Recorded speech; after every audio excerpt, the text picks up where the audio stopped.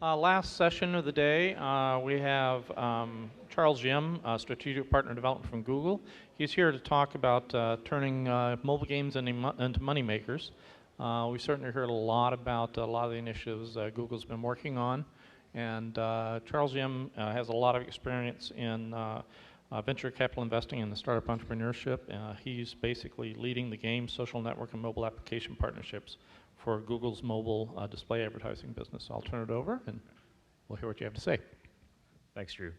Well, thanks for coming to the last session of the day. I know it's 4:30. It's been a long day, and I'm happy to take as much time as all of you want, or keep this as short and sweet as you want. And so I'm kind of happy to gauge that.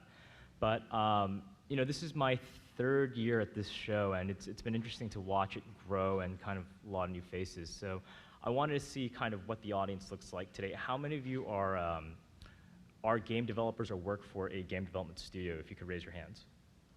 Okay, so there are a lot of you here. How many of you, this is your first year at this show? Okay, a lot of you, first year at this show. How many of you have been to this show at least twice? Okay, at least 3 times. Okay, a little bit fewer. How many of you, for how many of you is gaming a new career endeavor, like in the last year or maybe 2 years? All right, so a lot of career switchers. Okay, excellent. You know, per my introduction, I lead our mobile games and apps partnerships for the ads business at Google. I joined Google as part of the AdMob acquisition in May of 2010. For those of you who are not familiar, AdMob is a mobile display ad network. We were originally a venture-backed startup and were acquired by Google. So, you know, kind of bearing with the generic title presentation, you know, turning games into money makers. This isn't just a pitch about serving ads in your games. You know, it's nice to take some perspective and kind of look at how much the industry has changed over the last couple of years, especially for those of you who have been in games for more than 2 or 3 years versus some of you who have only entered this industry in the last year or 2. So moving on.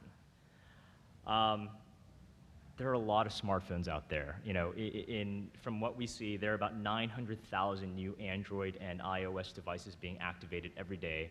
You know, obviously, all of you are here because you see huge opportunities to be involved in the mobile ecosystem, developing games or applications, and really as a new distribution platform to get your products in front of people.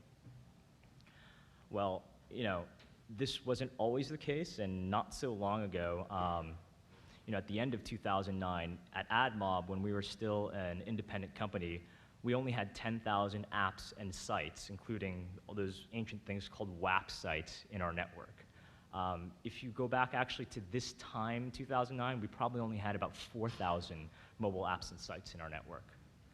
Today, we have, you know, over 100,000. So clearly, there's been a lot of growth. You know, probably 20x growth in the number of apps and sites that are in our network alone, much less kind of the rest of the world at large. And, you know, thinking back to 2009, I think about this time of year in 2009, you know, Android hadn't really launched. There weren't that many devices out there. iPhone had maybe 6 million iPhones out there, 6.5 if you include the iPod Touches. And today we're seeing there are over 200 million iOS and Android OS devices in our network. So phenomenal amount of growth. So how is that translated for our developer ecosystem? Well, in the last couple of years, we've seen a 4x growth in the number of app developers who are making 6 figures or higher in our network. Now, you might think that, okay, 4x in 2 years with all that growth in number of apps and number of devices doesn't seem that impressive. What we've also found is we've had a 10x growth in the number of apps that are on a 7-figure or higher run rate. So if you take a step back and think about what it means to be a digital business, digital is the nature of digital is that winner takes most. So not only are there are more people making lots of money, you know, building mobile games and apps, the ones that are winning, that are at the top, are making a phenomenally large amount of money. So that kind of speaks to the competitive landscape. I think, you know, on the other side, on the advertising side, if you look at kind of the ad dollars we had coming to the network, it's grown 10x over a similar period of time. You know, in an ad network, our business is to create a marketplace. We have supply and we have demand. I think publishers of games, they create the supply, and the demand, you know, really comes from the advertisers. And the challenge for each of you who creates mobile games and is thinking about monetizing via advertising is you are competing with your peers to prove to the market that your app or your game is the best place for an ad to run. So if you look to the person to the left of you or to the right of you, all of you are competing to have that top-ranked game in the App Store, to have more downloads, to have more visibility, to have a larger audience, because it's a media business, and advertisers want to know that their ad dollars are running against the most desirable places. So, I mean, you know, it's definitely a gold rush out there. If you walk the halls of the show, you know, there are probably 80 or 90, 100 plus vendors out there peddling different, you know, monetization solutions, whether it's payment systems, whether they're ad networks like us, whether they're other kind of middleware software suites. What I would say, and like any good gold rush, is we can sell you tools, we can provide you good tools, but you know, it's up to you to find where the most profitable pockets or veins of gold are. So it's the race to Pike's Peak or bust. You know, over the last 2 years, as I've really thought about it, you know, I've had the pleasure of working with a whole range of game developers, from very small independent studios, 2 guys in a garage, all the way to, you know, the largest ones out there. And everybody is always looking for what the golden bullet or silver bullet is, what kind of the secret to monetizing a game is. And if I had to leave one message with this group, it's that there's no secret other than building a really good game that attracts a following. In my business, you know, once you've built a game that the market adopts and that people like playing, we can help you monetize it. We can help you get users, we can help you serve ads, we can help you monetize something that you've built and got in front of people. But there's nothing that I can do to help you build a better game. And if anybody promises you that, beware. There are plenty of snake oil salesmen out there. But you know, kind of, again, I'm trying to share this kind of long perspective of the last 2 years. It really is a lot more competitive out there. This chart is a kind of neutered chart of the ad requests and revenue that we've seen in our network over the last 2 years. So the red line are the number of ad requests, which we view as a proxy for the growth of the industry. As you can see, it's up and to the right, and you know, for those of you who were building mobile games back in 2008 or early 2009, you may remember not knowing exactly what it was you were doing, but for those of you who got product in market, things seemed to work. People were downloading them, you could put ads in them, you would make money, and things seemed hunky-dory. And what it was is, those of you who were in that position, you were enjoying the first mover advantage. You know, you were the first to have products out there. You know, when people were first buying iPhones and Android phones in 2009, those were early technology adopters. Those are the folks who were downloading 10 new applications every week because they're very excited about their devices. And the consumer mindset was very much of an emerging product. I think if you look 2 years later, the scale of everything has grown. And you know, this has also become much more mainstream. I think, you know, both my parents have iPhones and Android phones. You know, people who would have never adopted them 2 years ago are buying these devices now. They're also, you know, their behavior in terms of consuming applications is different. They probably aren't downloading 10 new games or apps every week. It might be one every, you know, 2 or 3 months. They probably have 4 or 5 go-to apps that they stick with. And we've seen these shifts in behavior, and we see it in our business as well. If you look kind of towards the right end of this chart, you'll see that the number of requests really started outpacing the revenue side of our business in the last year. And what we're seeing is there's just a lot more supply out there. I think as kind of people have gotten into this gold rush and everybody's trying to create a game and create an application, that it is, you know, changing the economics of the business. So what does that mean? It means that as there's more supply out there versus the demand curve, you now have to work even harder and create a product that's even that much better than the large number of your peers and competitors out there to sustain a business. And it's kind of pure market forces at work. And kind of sticking with the gold rush mentality, this is really kind of the scale of the difference, you know. And if we look at previous gold rushes, it's going from panning to mining. The people who started out early in 1849 were the guys who were picking up giant nuggets of gold off the ground in California. As soon as news of that kind of spread around the world, people came from all over trying to strike it rich. And then it became a question of scale, resources. Do you have the best plots of land and the best tools? And we've seen that similar situation play out in our industry. I think we've seen lots of different new tools and models come out.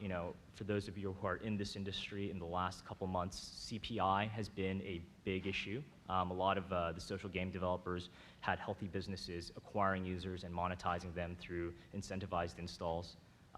We are not in the incentivized business, but that was one of many tools which was very popular in the industry. I think I like to liken that to certain mining methods, that become popular and become banned, like leech mining, because an ecosystem provider has decided that they don't believe it's in the best interests of their platform.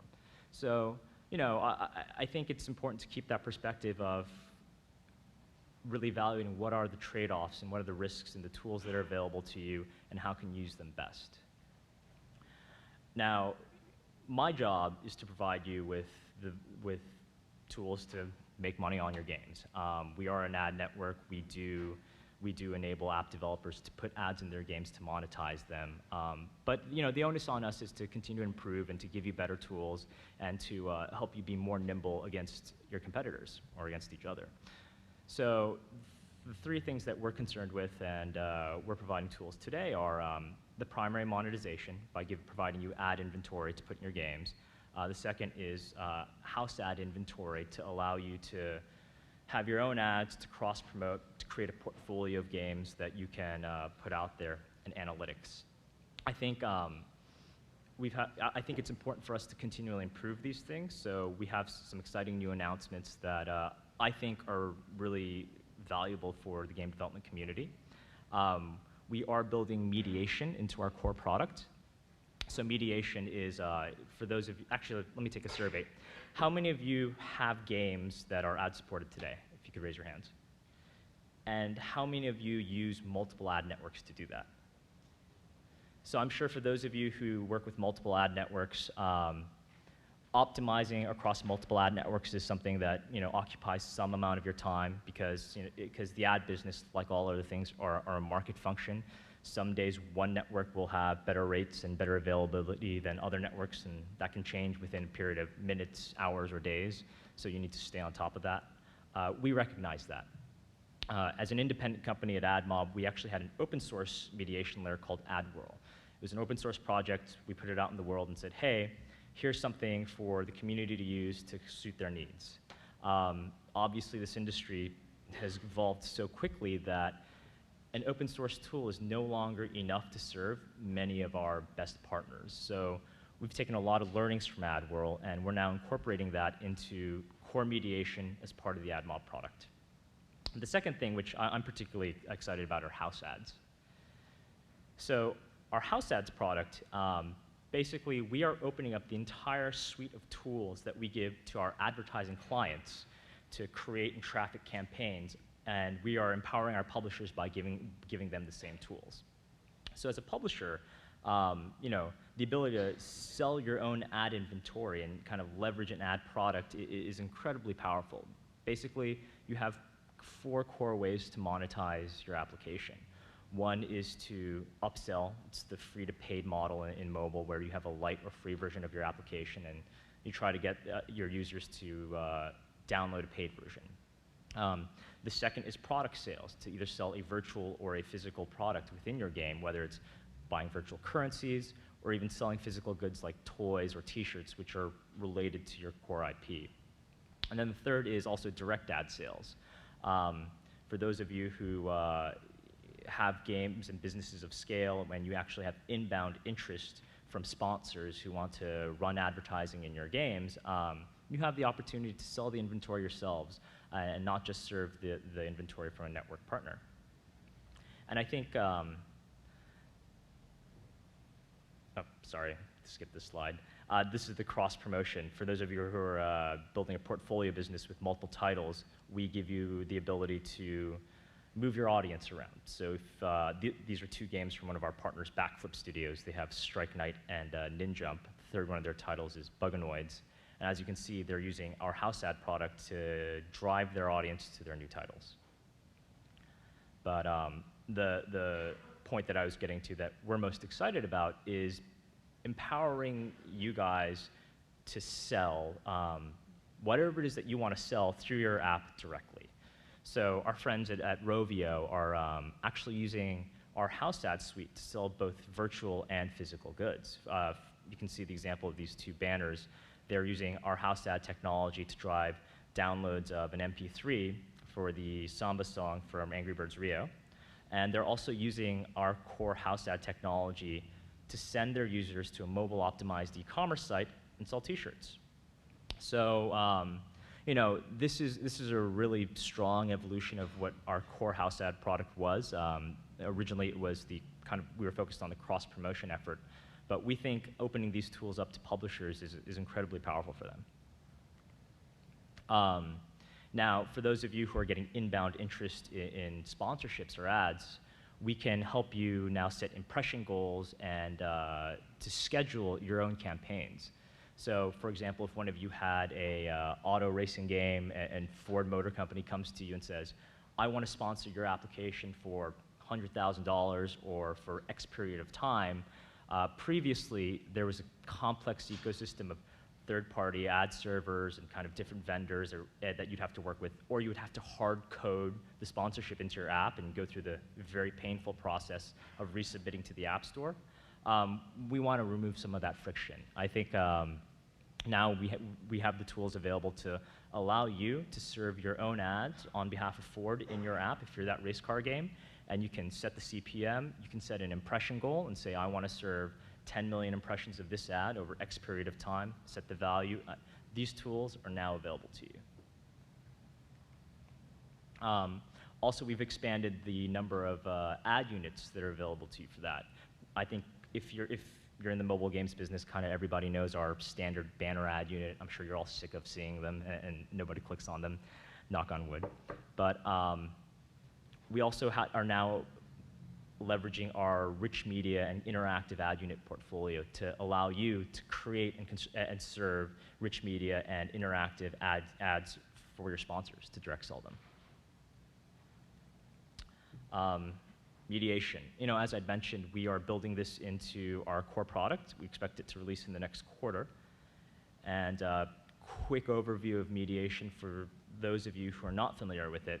As I said, if advertising is an important part of your business model, it makes sense to work with multiple network partners because performance can be variable. Some networks have better inventory on any given moment or day. The question is, how do you optimize across those three?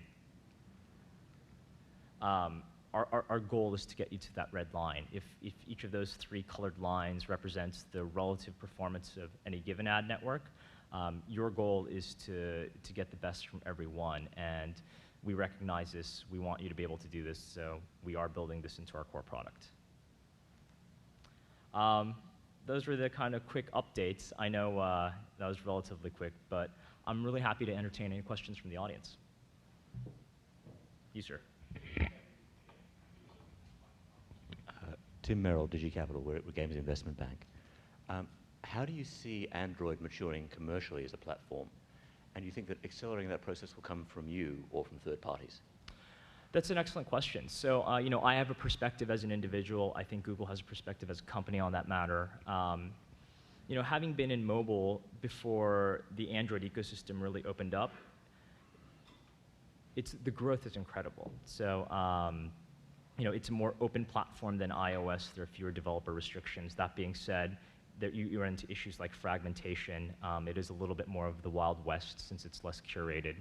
So whether that is attractive to you, I think depends where you sit in the ecosystem, whether you want to be a vendor, like a middleware vendor in it, or whether you want to develop applications for it. It's certainly a different beast. I think the advantages are scale and speed of growth. It's, you know, the publicly available numbers out there suggest that Android is growing at a faster rate than iOS as a platform, although it is less mature and the install base is less mature.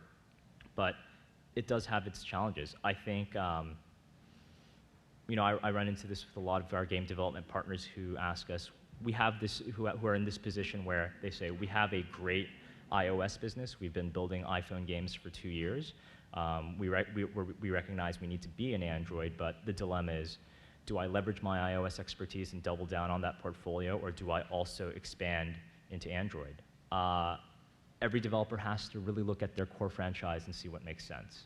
If you have some success on an individual title, like an Angry Birds or a Paper Toss or Cut the Rope or any of the titles that we all know, I think it makes clear sense to take proven success and take it to other platforms, whether that's Android or Windows Mobile 7 or any of the other emerging platforms.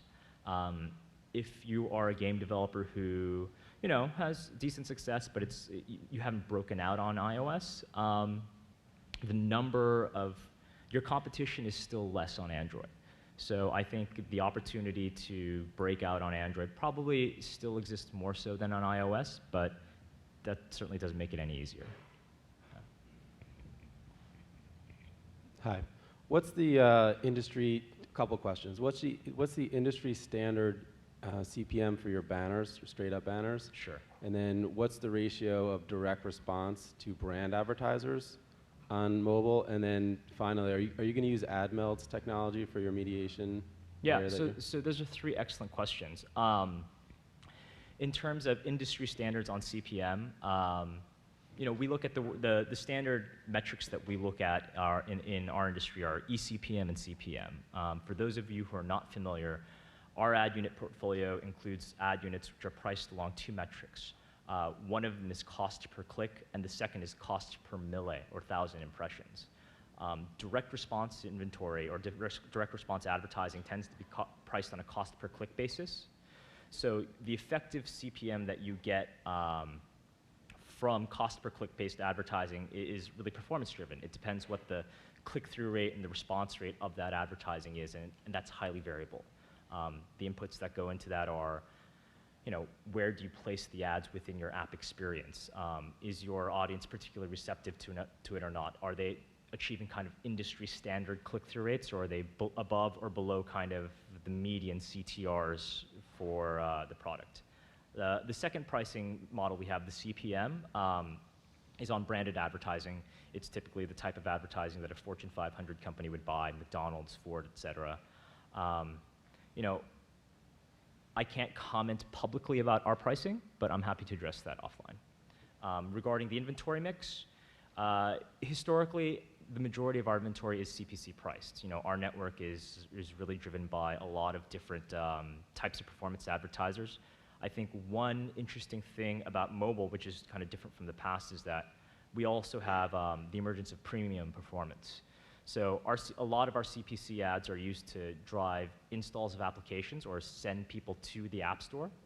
And what we find is, in addition to game developers that are trying to acquire users, we have lots of Fortune 1000 clients who build applications and then try to draw users to their applications. So whether that's Starbucks creating an app and trying to get you to download their iPhone app, or whether that's you know, Travelocity or one of the travel companies creating an app and trying to get you to download it so you book travel through your phone.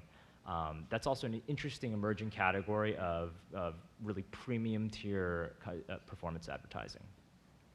The mix, I mean, per your question, I would say historically the mix is about 80-20, you know, about 80% CPC inventory and 20% CPM that's highly seasonal.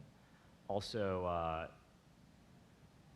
per the slides earlier, one of the big benefits of our being acquired by Google is that our product is now being supported by the largest online ad sales force in the industry. So the amount of brand dollars coming through our network has 10x'd kind of in the last year. The last question regarding AdMob, you know, we don't publicly comment on it in terms of, you know, the acquisition. It has happened. I think they do have an interesting suite of products which comes into the Google mobile family. And so now our challenge is to look at how best to take what they've built, what AdMob had, kind of what our other constituents like DoubleClick for mobile has, and really build a cohesive Google mobile suite for our partners. We get another question. Hi, I'm Kang from Left Right Studios, and as a publisher and advertiser, I have concern with seeing apps that has messages such as tap below to get an experience point, and it's an ad that AdMob serves. So as an advertiser, how can I, is there any solutions that you guys are looking into preventing that? Obviously, it's a hard problem to solve, but that's a major concern with advertising with you guys right now. Yeah, so if I were going to paraphrase your question, you're concerned about your ROI as an advertiser and potential click fraud. Is that correct? So, we understand that that's a very important issue, and we have a large infrastructure that's set up to monitor click fraud. Obviously, as we look at the data throughout the network, we can see points of aberration where there's abnormal performance. When that gets flagged, we have a team that looks into it. Per our terms of service, encouraging a user to click on an ad kind of artificially is already a violation of our terms of service, and when we see instances of that, when it pops up on our radar, we do enforce them. Yeah.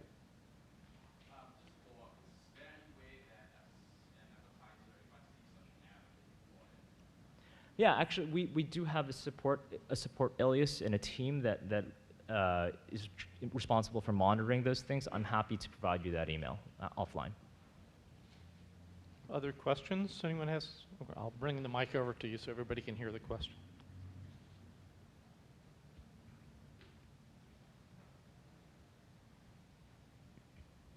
Hi.